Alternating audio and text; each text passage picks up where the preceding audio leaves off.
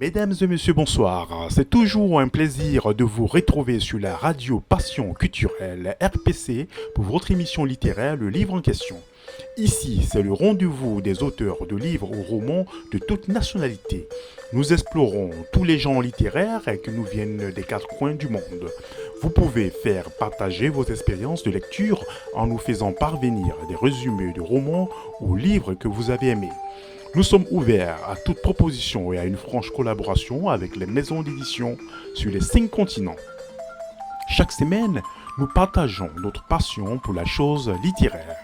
Un petit rappel, pour participer dans cette émission ou passer dans une émission sur la radio Passion Culturelle RPC, vous pouvez entrer en contact avec nous via ces coordonnées par email contact@larpcplus.online, par WhatsApp le plus 33 07 81 28 31 76 ou plus 33 06 26 31 36 77, par le site internet de la radio qui est le www.larpcplus.online ou par Facebook en tapant Radio Passion Culturelle, ou écrivez directement sur la page like Facebook l'émission Le Livre en question.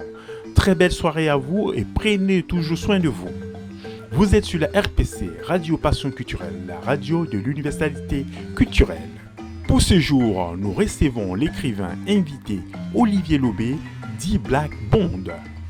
Il est l'auteur de 2 livres, dont Les Noirs ne savent pas que danser, son 2e roman. Présentation de l'auteur du jour. Black Bond est un auteur, entrepreneur et musicien français d'origine camerounaise. Les Noirs ne savent pas que danser est son 2e roman.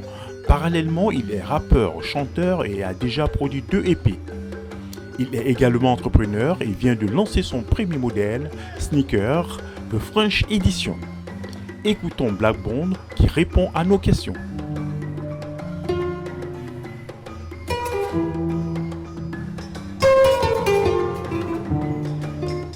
En question, chaque vendredi de 21h à 22h avec Simplice Animaux et les chroniqueuses Lydia Antoine, Lucrèce Taillot, Isabelle Gatien et Dani Loni. Sur la RPC, Radio Passion Culturelle, la radio de l'universalité culturelle.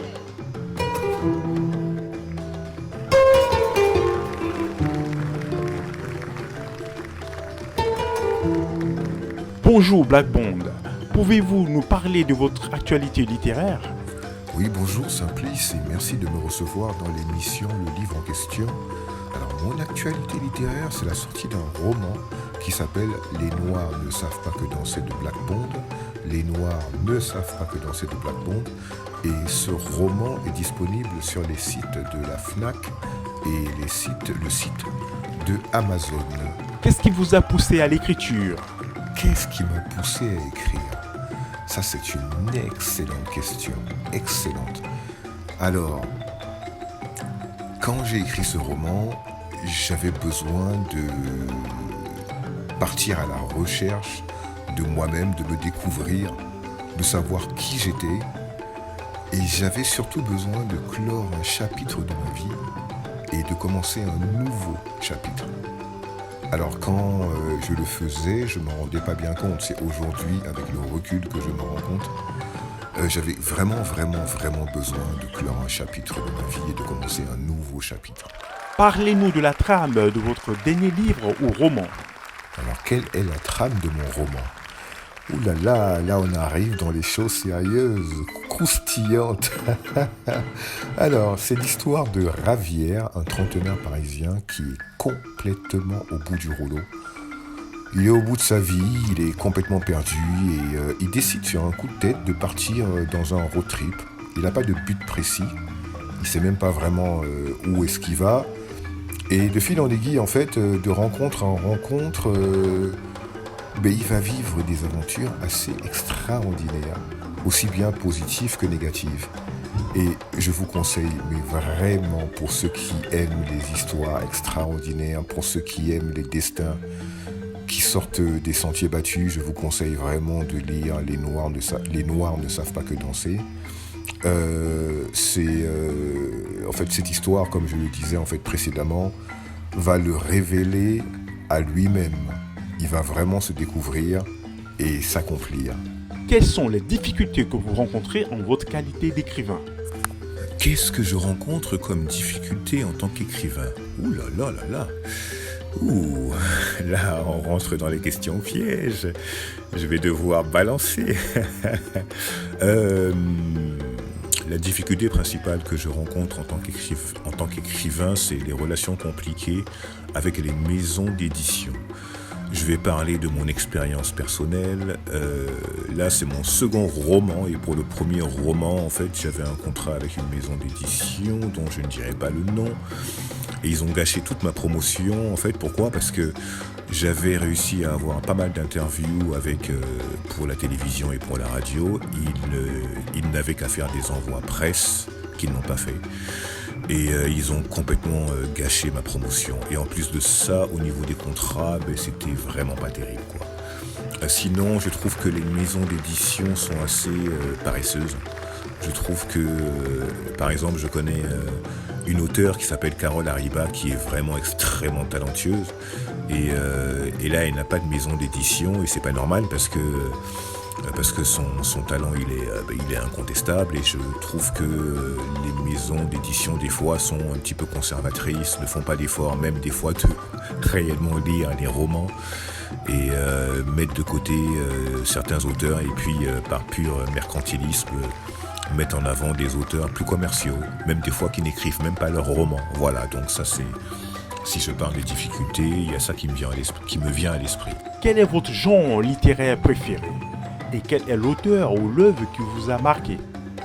Mon genre littéraire préféré et un auteur qui m'a marqué. Alors, mon genre littéraire préféré, je dirais que j'en ai deux. Je penserai d'abord au thriller. Alors, le thriller, évidemment, je suis un grand fan. Notamment Michael Connelly, Stephen King. C'est beaucoup plus ancien, mais on va dire Michael Connelly. J'aime beaucoup Michael Connelly. Et sinon, j'aime beaucoup le feel good. Évidemment, le maître incontesté, c'est Paulo Coelho.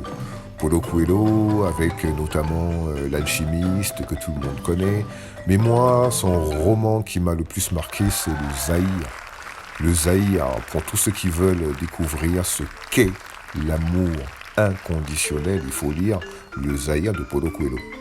Pourquoi avez-vous choisi d'écrire sur ce thème? Pourquoi j'ai choisi d'écrire sur ce thème?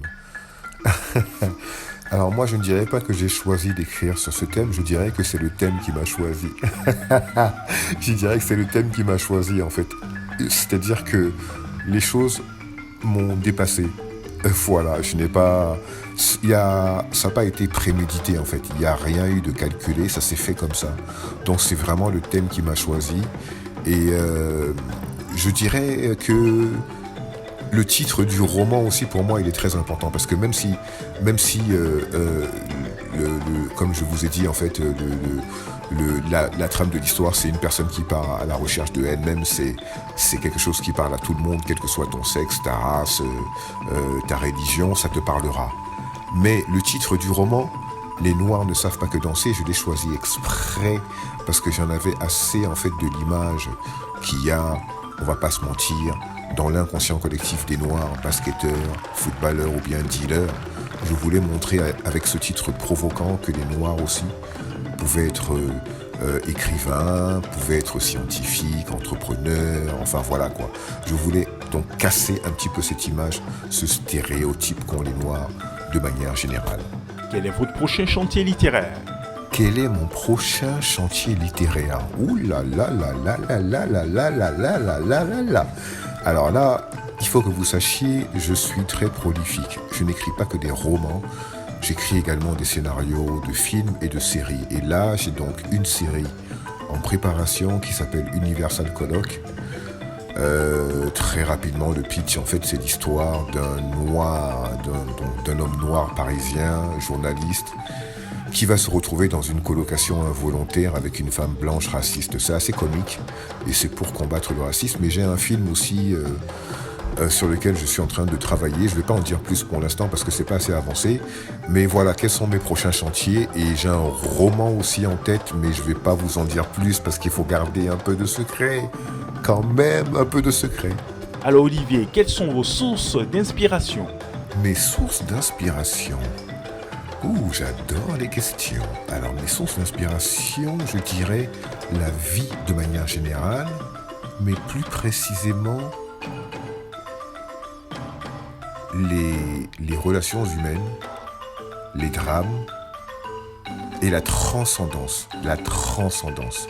Ce qui m'inspire le plus, c'est les gens qui arrivent à surmonter leurs épreuves, mais surtout les gens qui arrivent à transformer le négatif en positif.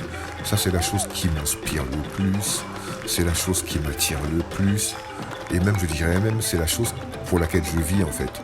C'est-à-dire que non seulement ça m'inspire, mais c'est aussi ma philosophie de vie.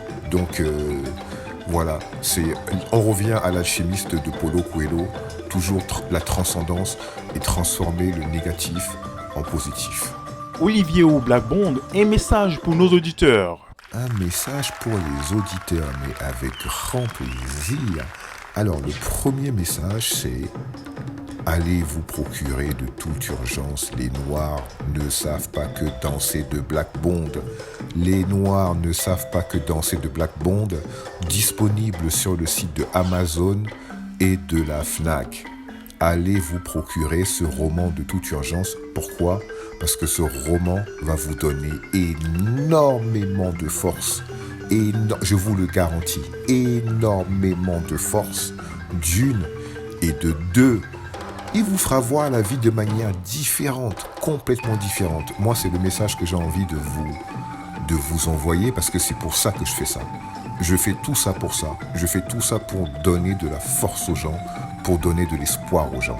Donc, allez vous procurer de toute urgence. Les Noirs ne savent pas que danser de Black Bond, disponible sur le site de Amazon et sur le site de la Fnac. Merci Black Bond ou Olivier Lobé, c'est un plaisir. Écoutons maintenant notre invité Black Bond en mode chanteur de musique rap.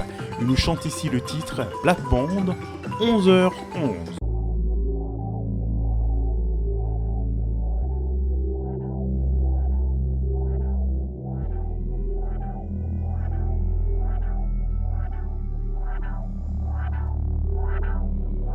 Je vais de l'avant, je regarde toujours devant, intensément, je vis l'instant présent. Si tu me suis, je vais te débarrasser de l'ennui. Tu vas également changer ta vie, tu n'as qu'à prendre mon énergie. Je vais de l'avant, je regarde toujours devant, intensément, je vis l'instant présent. Si tu me suis, je vais te débarrasser de l'ennui. Tu vas également changer ta vie, tu n'as qu'à prendre mon énergie. Tu te sens vide, t'as pas d'énergie, moral à zéro, que des pensées noires, mon gars c'est la crise. Jour après jour, ta volonté fond, t'es comme la banquise. Tu te laisses aller, tu ne fais plus rien, t'as même pris du billet. Trop mal entouré, pas trop de faux potes éclatés. Ces enfoirés ne font t'enfoncer, ils disent qu'ils sont à tes côtés. Bande de mythos, paroles de menteurs, on vous a cramé. Ne les écoute pas, ils vont te berner. Si tu laisses se faire, ils vont t'enterrer. Je t'amène la force, viens avec moi, tu peux me faire confiance. Viens on avance vers les sommets, viens on leur met une danse. C'est le moment, on n'a plus le temps, oui on va tout faire pour aller de l'avant. C'est le moment, on n'a plus le temps, devant les challenges, on répond présent. Focus sur la cible, 2 balles on la crible. Nous les haters on les tire, comme des lapins qu'on va cuire. On laisse parler, on laisse dire, car l'histoire on va écrire. Pour le meilleur et le pire, maintenant focus sur la cible. Je vais de l'avant, je regarde toujours devant, intensément, je vis l'instant présent. Si tu me suis, je vais te débarrasser de l'ennui. Tu vas également changer ta vie, tu n'as qu'à prendre mon énergie. Je vais de l'avant, je regarde toujours devant, intensément, je vis l'instant présent. Si tu me suis, je vais te débarrasser de l'ennui. Tu vas également changer ta vie, tu n'as qu'à prendre mon énergie.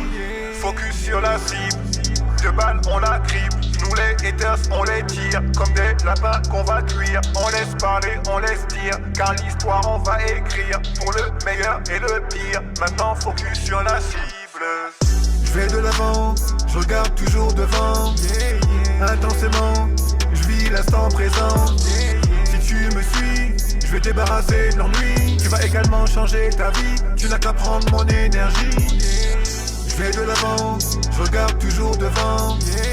Intensément, je vis l'instant présent.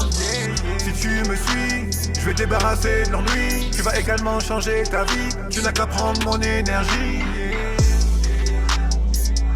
On a déployé nos ailes.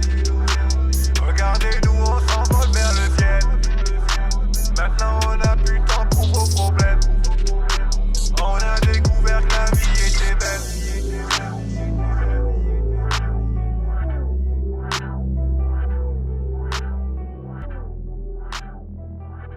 Nous arrivons maintenant à notre rubrique l'expression de la semaine, définition d'une expression littéraire.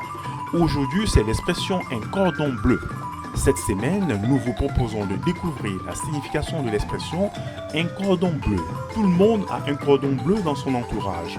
Vous savez, cette personne qui vous mijote des bons petits plats. Mais connaissez-vous exactement l'origine de cette expression si communément employée pour désigner un très bon cuisinier ? Auparavant, le cordon bleu était un ruban pour désigner les chevaliers de l'ordre du Saint-Esprit. Si vous pensez que cette expression fait depuis toujours référence aux cuisiniers les plus talentueux, vous vous trompez. Il s'avère que sous l'Ancien Régime, le cordon bleu était un ruban accroché à la croix de Malte, une distinction octroyée aux chevaliers qui constituait l'ordre du Saint-Esprit, un ordre créé pour lutter contre les protestants lors des guerres de religion.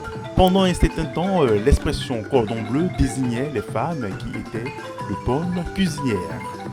L'expression cordon bleu a ensuite principalement désigné les femmes et plus particulièrement les très bonnes cuisinières. Aujourd'hui, être un cordon bleu ne s'emploie plus uniquement pour les cuisinières mais aussi pour les cuisiniers. Nous faisons une petite pause musicale avec Burner Spear, originaire de la Jamaïque, qui nous chante Africa. Nous arrivons maintenant à notre rubrique en librairie. Pour cette rubrique, présentation de quelques livres d'auteurs en librairie. Voici quelques œuvres d'auteurs que vous pouvez trouver en librairie. Je tiens à préciser que ces auteurs sont déjà passés dans notre émission, le livre en question. Successivement, nous avons Cuba, l'Odyssée médicale, auteur Jean-Jacques Seymour.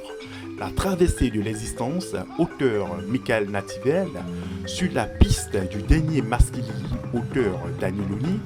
La vie chocolatée, auteur Lynn Fournier. Ma vie en action, auteur Clarisse Dadier. Dans l'univers des forces invisibles, auteur Béatrice Obi-Teki. L'Afrique libre ou la mort de Kémy Séba. Pour ce jour, les lois ne savent pas que danser, un roman de l'auteur Black Bond. Et bientôt, les dernières larmes de Dieu, Alléluia Amen, du journaliste et écrivain Phil Descali-Nomel, originaire de la Côte d'Ivoire, il vit aux États-Unis d'Amérique. Et vous avez également les œuvres Trilogie africaine et Les voiles du cœur de votre serviteur Simplice Animaux, paru aux éditions Edilivre. Nous arrivons maintenant à notre rubrique Mon coup de cœur ou mon livre coup de cœur. Les auditeurs et nos chroniqueuses partagent leur expérience de lecture. Pour ce numéro, notre chroniqueuse Lucrèce Taïro nous propose son coup de cœur littéraire, le livre I'm Going de Rai Kishi. Écoutons Lucrèce Taïro. Parfois, nul besoin d'une multitude de mots pour donner envie de découvrir un livre. Je m'en suis rendu compte en parcourant mon feed Instagram aujourd'hui même. C'est la leçon que m'a donnée Africlit, qui est un groupe dédié à la littérature africaine. Et si vous traduisez, le nom même du groupe, Africlit, soit l'Afrique des chiens. Je vais moi-même pour une fois faire l'économie de mots et juste vous lire le passage qui m'a séduit. Qui sait, peut-être que vous aussi, vous serez séduit, tout comme je l'ai été. Et si léchait un reste de sauce sur ses doigts, ses lèvres teintées d'orange? Sa mère avait emmené Abronoma dans leur case et appliqué un baume sur ses blessures. À présent, la fille dormait sur un petit lit. Faible, dit Maham. Elle examina sa fille avec un air dur, qu'Essie n'avait jamais vu auparavant. Oui, murmura Essie. Quand je pense qu'il me faut entendre ma propre fille parler ainsi, tu veux savoir ce qu'est la faiblesse? c'est de traiter quelqu'un comme s'il t'appartenait. La force est de savoir qu'il n'appartient qu'à lui-même. Homegoing de Yaha Gyasi. Comme je vous le disais, parfois, nul besoin d'une multitude de mots pour donner envie de découvrir un livre. Après Lucrèce, nous retrouvons Dani Loni pour son coup de cœur littéraire. Pour ce vendredi, elle nous parle du livre Les Étoiles Noires de Lucie à Barack Obama, écrit par Liliane Thuram. Écoutons Dani Loni. Bonsoir à tous vous qui êtes à l'écoute et bienvenue à votre rendez-vous littéraire de ce vendredi, le livre en question animé par Simplice Animaux. Bonsoir Simplice. Mon coup de cœur littéraire de ce soir est consacré au roman Mes étoiles noires de Lucie à Barack Obama, dont l'auteur est Liliane Thuram. Liliane Thuram est né en Guadeloupe en 1972. Il a connu une carrière prestigieuse de footballeur international, tout d'abord champion du monde en 1998, puis champion d'Europe en 2000, vice-champion du monde en 2006, ainsi que de nombreux titres en club. Il a détenu jusqu'au 28 octobre 2008 le record de sélection en équipe de France, record appartenant aujourd'hui à Sandrine Soubeyran, capitaine de l'équipe de France féminine. En 2008, il a créé la fondation Liliane Thuram, Éducation contre le racisme. Tout d'abord, découvrons l'auteur de Mes étoiles noires de Lucie à Barack Obama, qui est paru aux éditions Philippe Ray en 2010. Sa fondation. Selon les sources de sa fondation Liliane Thuram, son livre Mes étoiles noires de Lucie à Barack Obama, il a reçu le prix Seligman contre le racisme en 2010. L'exposition Exhibition, l'invention du sauvage au musée du Quai Branly, dont il était commissaire général, Nanette Snoep et Pascal Blanchard, étant les commissaires scientifiques, a reçu le prix de la meilleure exposition 2011 lors de la cérémonie des Globes de Cristal, Art et Culture, décernée par des journalistes des rubriques culturelles de tous supports nationaux, radio, TV, print. Au titre de son action à la tête de sa fondation, Liliane Thuram a reçu le prix de l'éthique de la fondation Keba Mbaye au Sénégal en 2014. Il est devenu docteur honoris causa de l'Université de Stockholm en Suède en septembre 2017 et de l'Université de Stirling, Écosse, en juin 2019. En parcourant le résumé de l'ouvrage, on comprend mieux ce qui a motivé son action et ce qui lui a paru nécessaire, voire indispensable d'enseigner. On peut lire ceci. L'homme, petit ou grand, a besoin d'étoiles pour se repérer. Il a besoin de modèles pour se construire, bâtir son estime de soi, changer son imaginaire, casser les préjugés qu'il projette sur lui-même et sur les autres. Dans mon enfance, on m'a montré beaucoup d'étoiles. Je les ai admirées. J'en ai rêvé. Socrate, Baudelaire, Einstein, Marie Curie, le général de Gaulle, Mère Teresa. Mais des étoiles noires, personne ne m'en a jamais parlé. Les murs des classes étaient blancs. Les pages des livres d'histoire étaient blanches. J'ignorais tout de mes propres ancêtres. Seul l'esclavage était mentionné. L'histoire des Noirs, ainsi présentée, n'était qu'une vallée d'armes et de larmes.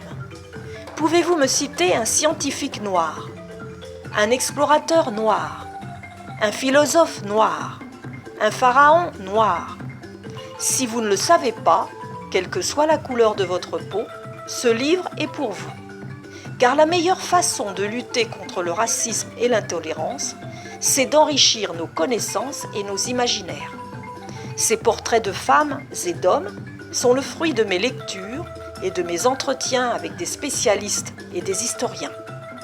De Lucie à Barack Obama, en passant par Ésope, Donna Béatrice, Pouchkine, Anne Zinga, Aimé Césaire, Martin Luther King et bien d'autres encore, ces étoiles m'ont permis d'éviter la victimisation, d'être capable de croire en l'homme et surtout d'avoir confiance en moi.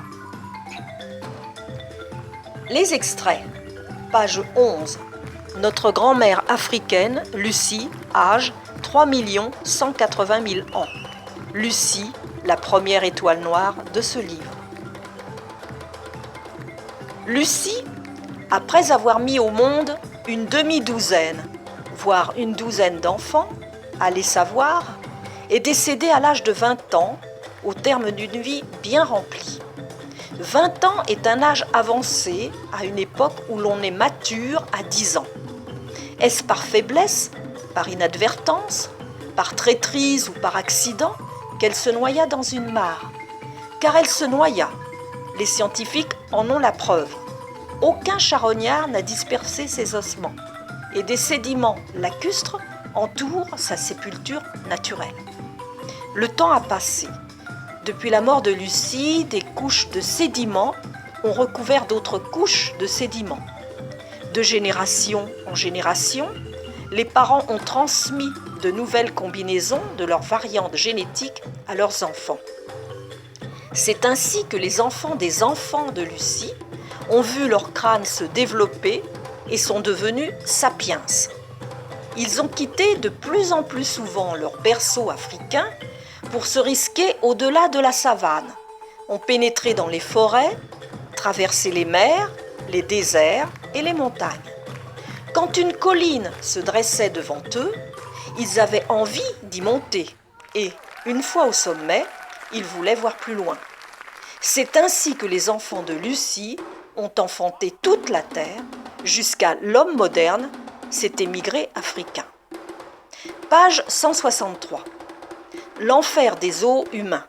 Ota Benga, 1881-1884,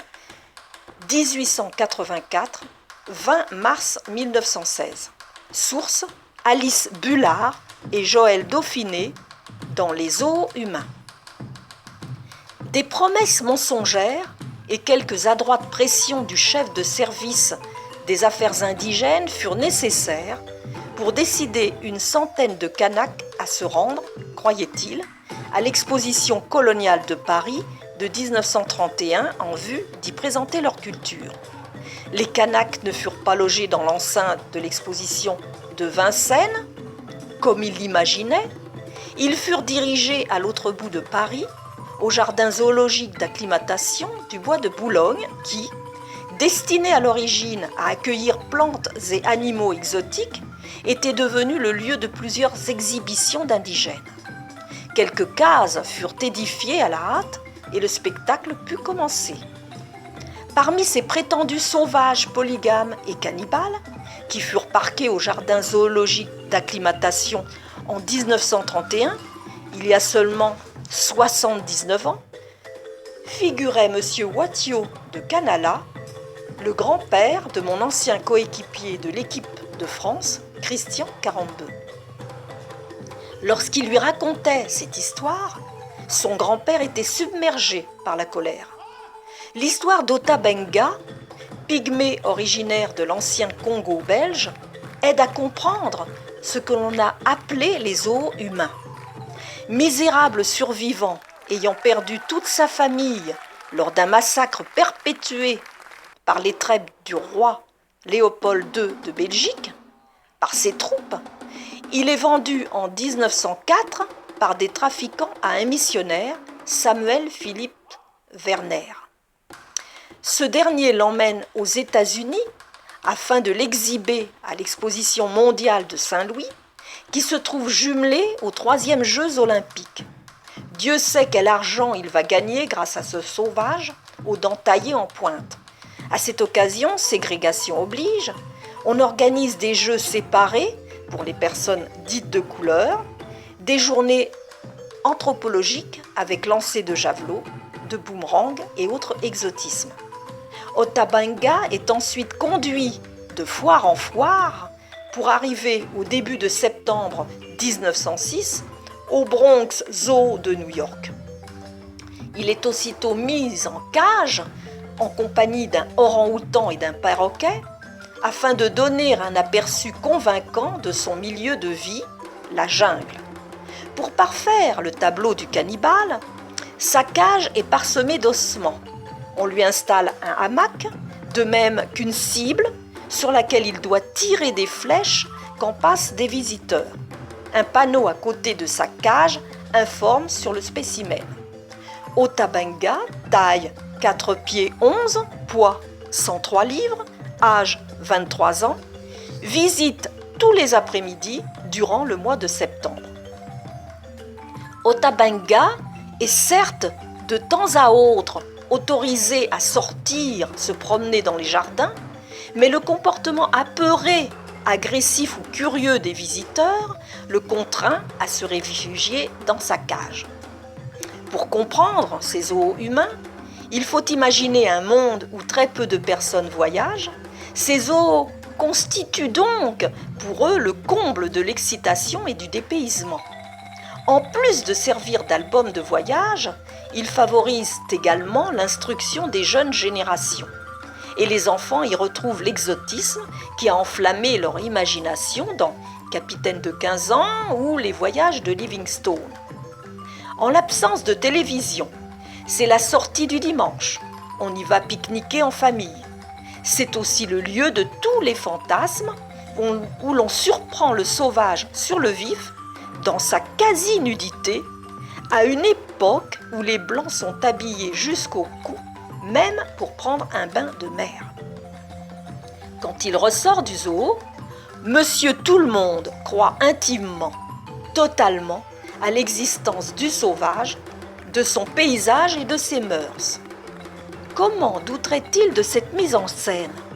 Ces sauvages sont d'autant plus réalistes qu'ils sont payés pour grogner, manger de la viande crue, monter aux arbres et s'y suspendre par un bras. On ne peut tenir grief aux organisateurs de cette supercherie. Le sauvage n'existant pas, il faut bien recourir à des comédiens. À l'époque d'Otabenga, le directeur du zoo croit fermement en la pédagogie de son préhistorique parc. Pour lui, ce pygmée incarne, à l'évidence, le chaînon manquant entre le singe et l'homme blanc bien sûr. Otabenga finira sa vie dans un orphelinat. Page 166. Il tombe en effet dans une profonde dépression le 20 mars 1916. Après avoir fait un feu traditionnel, il se tire un coup de revolver dans le cœur. Pourquoi un tel geste ? S'interrogent certains. Samuel Phillips Werner prétend qu'Otabenga s'est suicidé parce qu'il n'a pas réussi son intégration. Page 108. Les troupes de Delgrès sont à court de vivres et de munitions. Richepanse n'est pas moins exsangue. Il demande des renforts à Pointe-à-Pitre. Dans la nuit du 22 mai, Louis Delgrès et Joseph Ignace, avec leurs hommes, réussissent à abandonner la forteresse et à disparaître dans l'épaisse végétation de l'île. Joseph Ignace prend la direction de Pointe-à-Pitre avec 1000 hommes environ, afin d'y soulever la population. Il est pris au piège à Bainbridge, dans les faubourgs de Pointe-à-Pitre.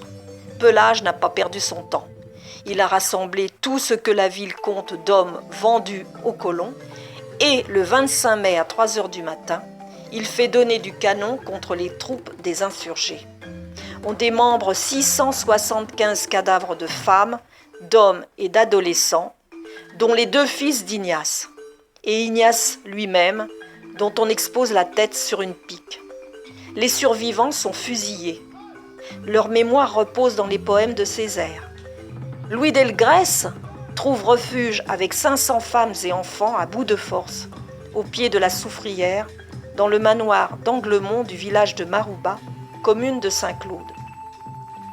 Tout en s'ingéniant à fortifier les lieux, il sait que Marouba sera leur tombeau. Que faire contre 1800 hommes armés de fusils et de canons? Delgrès laisse fuir tous ceux qui le souhaitent.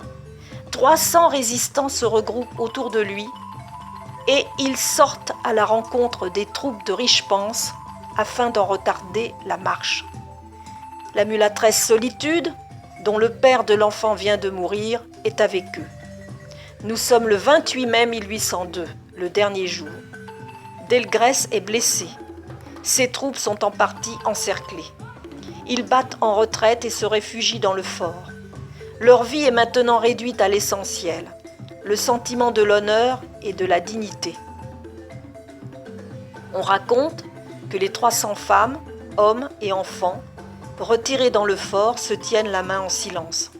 Puis qu'à 3h30 de l'après-midi, tandis que l'avant-garde française franchit l'entrée de la demeure, baïonnette au canon, ils lancent « Vivre libre ou mourir ». Puis c'est le silence. Puis une effroyable explosion. Richepanse et ses hommes cherchent dans les décombres les blessés à achever ou à pendre. Parmi eux, on trouve Solitude. Comme elle est enceinte, on préfère la mettre en prison. Elle a un futur esclave dans le ventre, ce serait gâcher de la marchandise. Et on fusille, on pend, on jette vivant dans des bûchers 10 000 rebelles. Le 11 juin, la femme de Delgrès est conduite sur un brancard au lieu de son exécution. Le 16 juin, Richepanse publie un arrêté rétablissant l'esclavage en Guadeloupe, qui dit ceci: « Jusqu'à ce qu'il en soit autrement ordonné, le titre de citoyen français ne sera porté dans l'étendue de cette colonie et dépendance que par les Blancs. Aucun autre individu ne pourra prendre ce titre ni exercer les fonctions qui y sont attachées. » Le 18 novembre, Solitude met au monde son enfant. Le 19 novembre, elle monte au gibet. Quelques jours plus tard, le bébé sera vendu au marché des esclaves.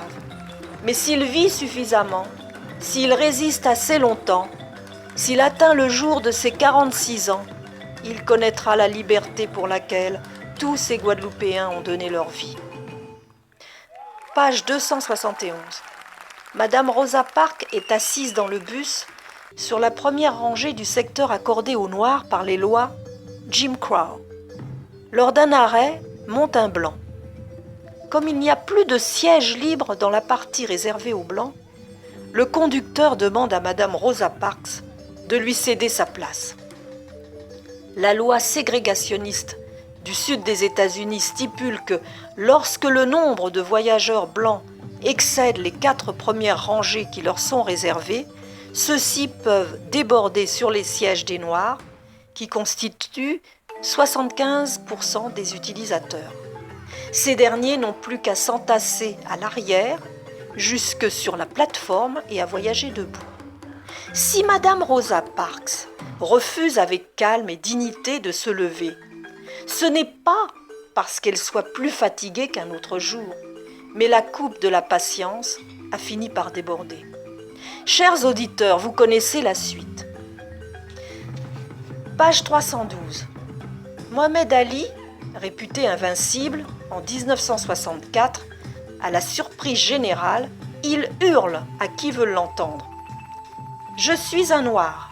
Je suis l'homme le plus fort du monde. Je ne crois pas à l'intégration forcée. Et pourquoi les Noirs n'auraient-ils pas le droit de dire qu'ils sont les plus grands et les plus forts et les plus beaux ? Les Blancs, eux, l'affirment tous les jours. En Amérique, tout est blanc.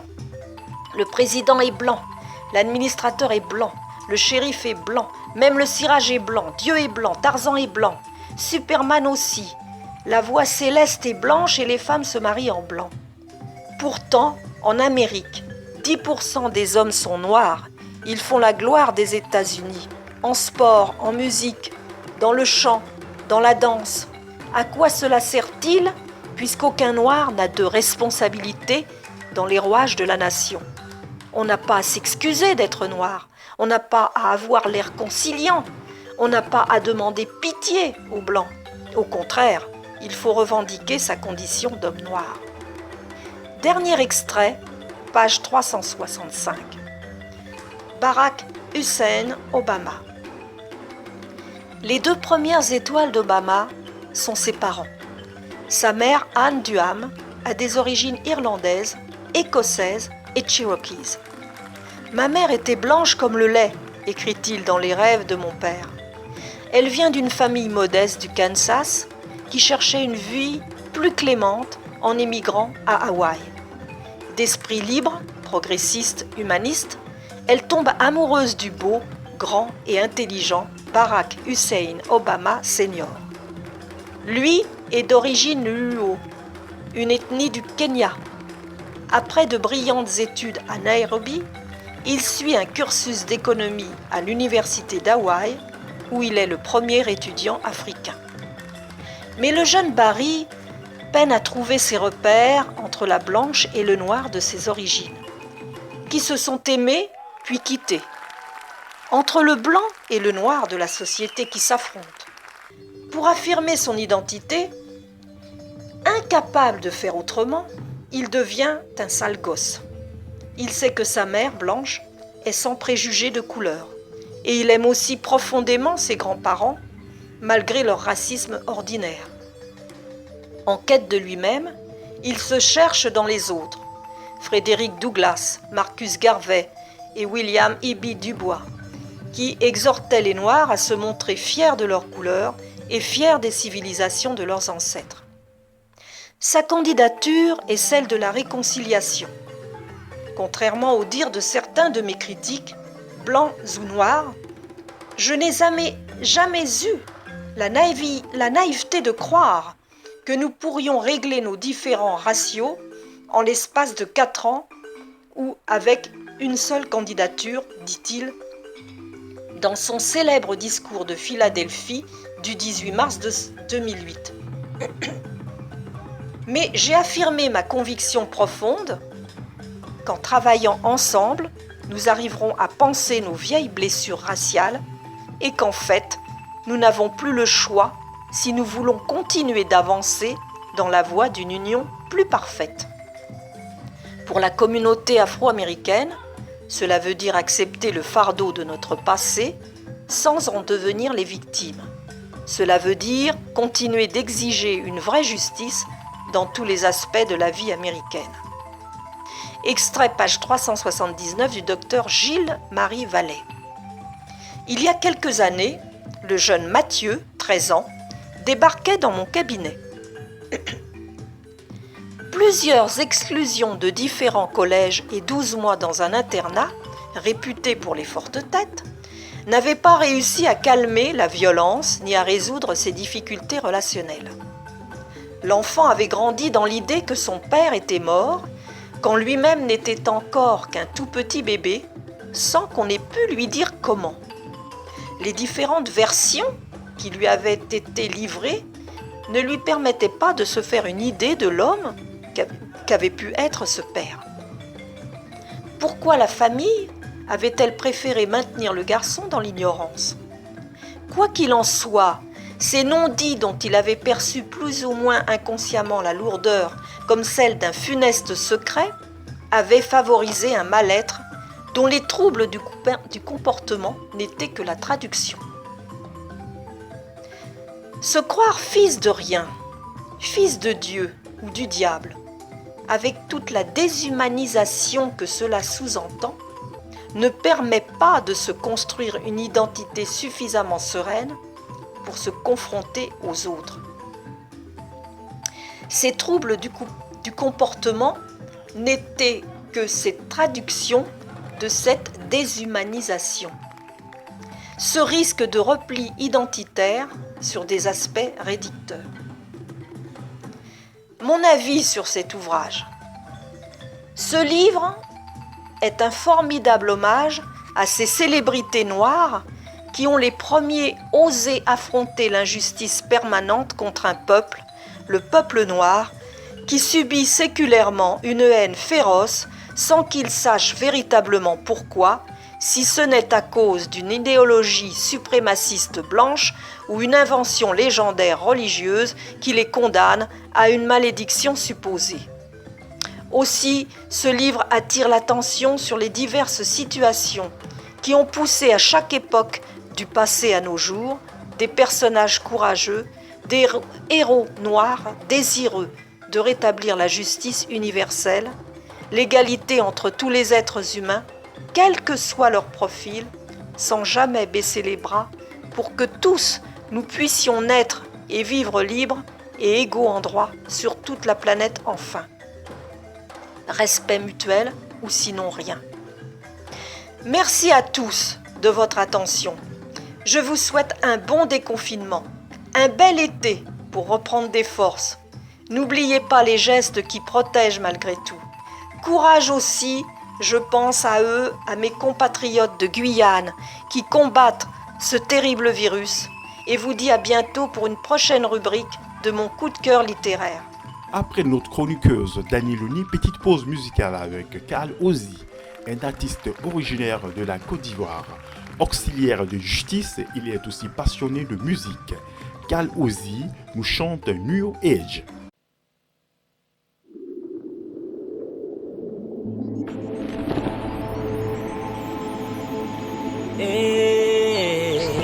New age, so much fire, but it's done our wings. New age,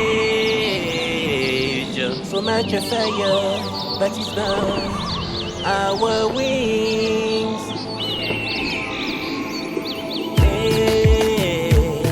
New age, so much fire, but it's done our wings. New age, so much fire, but it's done our wings.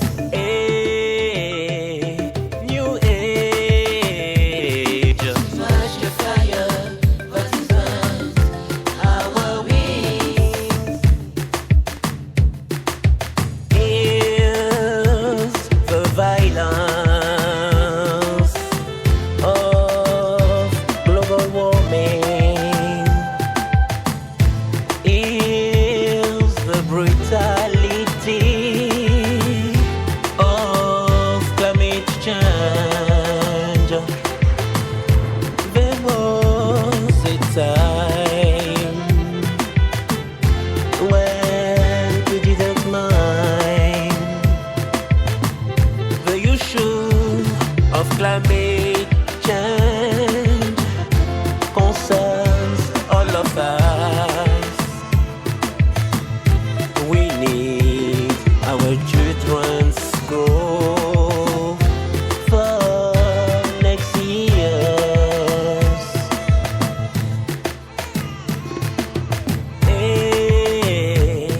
New age, so much fire, but it's done our wings.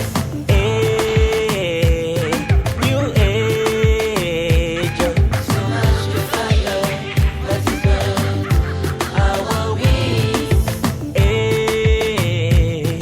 New age, so much fire, but it's done our wings.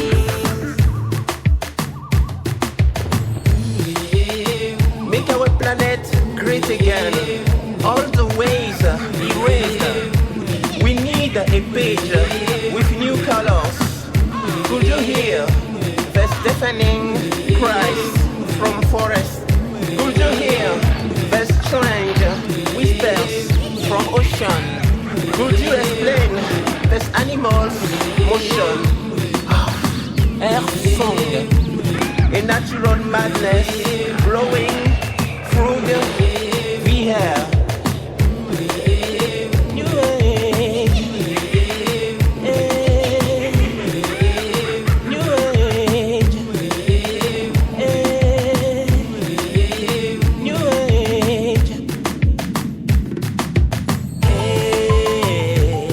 new age.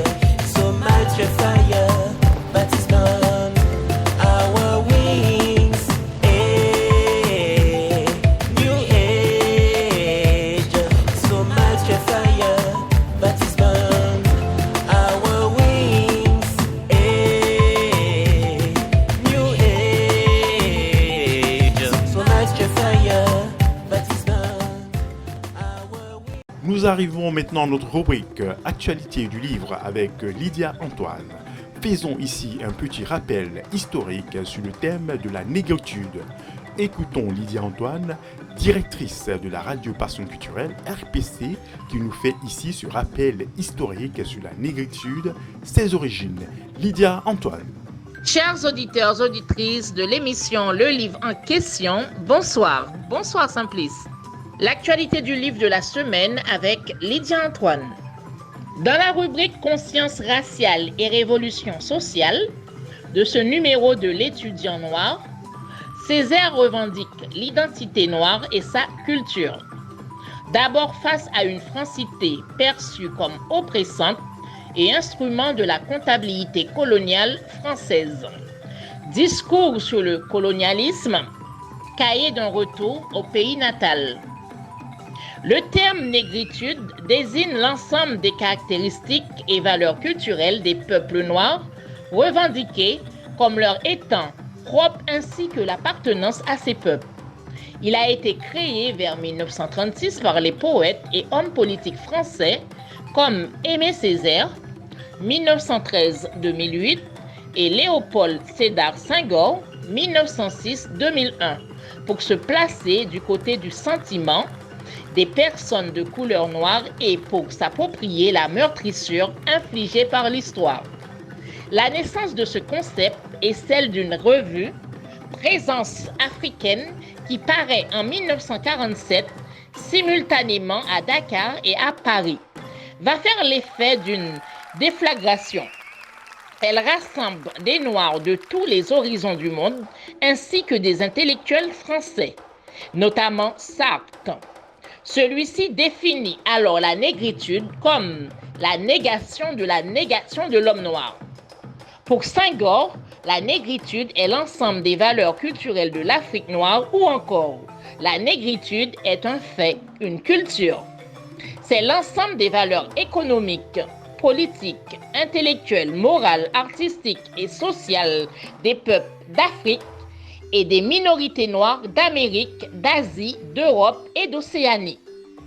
Pour Césaire, ce mot désigne en premier lieu le rejet de l'assimilation culturelle, le rejet d'une certaine image du noir paisible, incapable de construire une civilisation.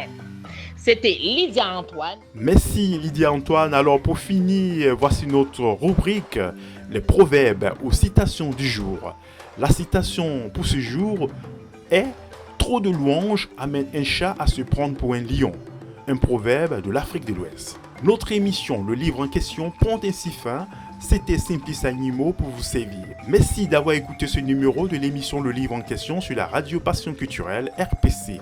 Rendez-vous à la semaine prochaine avec nos chroniqueuses Lydia Antoine, Lucrèce Taïro et Dani Loni pour une autre édition de votre émission Le Livre en question. Merci à tous, restez entre vos lignes et à très vite. Pour entrer en contact avec nous, c'est via ces coordonnées. Émission Le Livre en question. Téléphone, WhatsApp, +33 06 26 31 36 77. RPC, la radio Passion Culturelle. Par email, contact@larpcplus.online. Par WhatsApp de la radio qui est le +33 07 81 28 31 76 ou par le site internet de la radio qui est le www.larpcplus.online ou par Facebook en tapant Radio Passion Culturelle. Ou passez nous voir dans notre studio qui se situe au 141 avenue de Vendôme à Issy-les-Moulineaux. Conception, production, réalisation, Simplice Animaux. Au revoir et à vendredi prochain pour un autre numéro du livre en question.